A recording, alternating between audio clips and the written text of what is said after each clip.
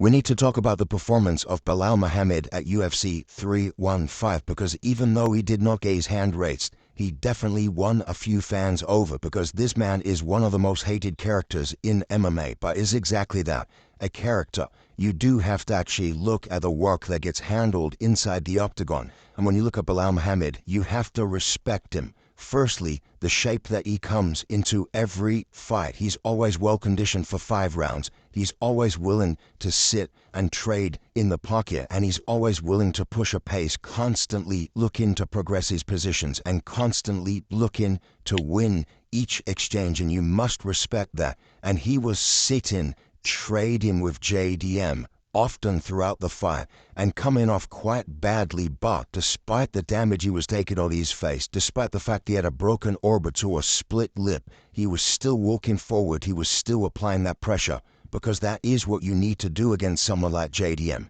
You can't give him momentum, you can't let him just keep rolling down the hill. You do have to try and push him back. You do have to try and get him against the cage. And then that leans into the game of Belal, where he can cut off the corners of his opponent, mix in his takedowns, and then get his grappling exchanges going with his strikes.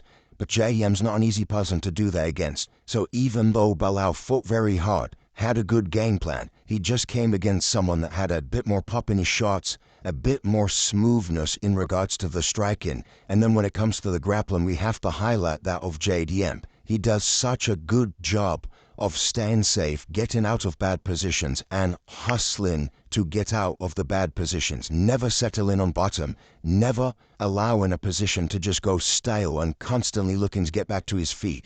So despite the fact he didn't get his hand raised, like I said, he definitely won the respect of a lot of the fan base because that was very impressive from Belal Muhammad. And honestly, there's a lot of fun fights to be made for him at 170. Let me know what you think should be next, and as always, keep it casual.